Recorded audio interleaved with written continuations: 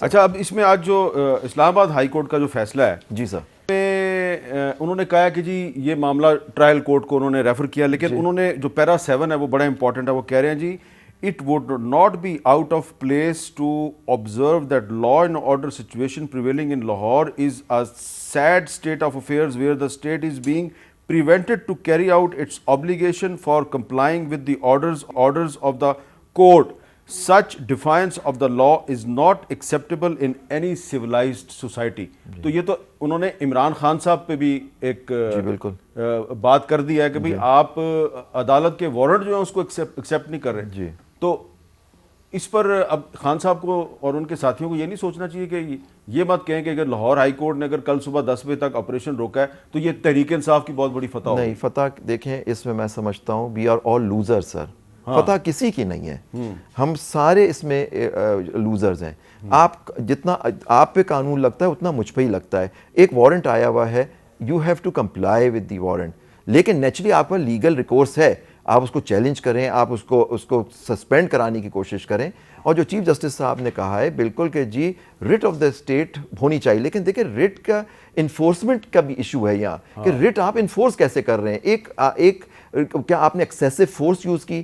کیا ان کی جو دوسری سائڈ ہے یا سابق وزیر اعظم عمران خان صاحب ان کی جان کو خطرہ ہے؟ یہ ساری ایشوز ہیں. دیکھیں آپ اس کو ایڈریس کر سکتے تھے. اور جیسے چودھری اشتیاق صاحب صدر لاہور ہائی کورٹ بار نے کہا کہ انہوں نے ایک شیورٹی جا کے جمع کرائی ہے. ہو سکتا ہے دیکھیں پیش ہی ہونا ہے نا، کورٹ کی بات یہ کہ آپ پیش ہوں اپنی عدالت میں سر. اچھا، اس میں چودھری اشتیاق صاحب یہ بتائیں کہ یہ جو شیورٹی کا ذکر کر رہے ہیں آپ، تو اس شیورٹی کی لیگل ویلیو کیا ہے؟ کیا جو اریسٹ وارنٹ ہے عدالت کا یہ اس کا متبادل ہو سکتی ہے؟ جی بالکل، میں نے اسی لیے یہ ایفرٹ کی تھی کہ جو ایگزیکیوٹنگ والا آفیسر تھا جو وہاں پہ موجود تھے، انہوں نے اپنے آپ کو سیٹسفائی کرنا ہے کہ میں نے کورٹ کا وارنٹس جو ہے وہ سبمٹ کر دیا ہے. لیکن چوئی صاحب ایک منٹ، آپ کہہ رہے ہیں کہ آپ وہ انڈرٹیکنگ اور شورٹی بانڈ لے کے آپ سی سی پی او لاہور کے آفس گئے. کیا قانون کے مطابق آپ کو اس عدالت میں نہیں جانا چاہیے تھا جس عدالت نے اریسٹ وارنٹ جاری کیا؟ نہیں سر، وہ رات کے 12 بجے تو اس عدالت میں نہیں جانا چاہیے تھا. جو ایگزیکیوٹ کرنے کے لیے آئے ہیں، جو شخص اس وقت وہاں پہ ایگزیکیوٹ کر رہا تھا وہ وارنٹس، انہوں نے اپنے آپ کو سیٹسفائی کرنا تھا. اچھا، کہ میں نے یہ وارنٹس جو ہیں وہ سبمٹ کروا دیے ہیں اور اس کے اگینسٹ مجھے یہ شیورٹی مل گئی ہے. if he was satisfied at the moment then وہ اس کو کورٹ میں بھی پیش کر سکتے تھے اور for the time being suspend بھی کر سکتے تھے.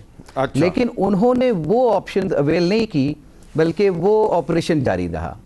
اور جہاں تک بات ہے نان بیلیبل وارنٹس کے حوالے سے، تو ابھی خرم دستگیر صاحب نے فرمایا کہ رانا ثناء اللہ کے اوپر جو ہیں وہ یہ وغیرہ جو بھی کیس بنایا گیا تھا، تو ابھی بھی رانا ثناء اللہ صاحب کے اگینسٹ جو ہیں وہ وارنٹس جاری ہوئے ہیں A T C court Gujranwala سے.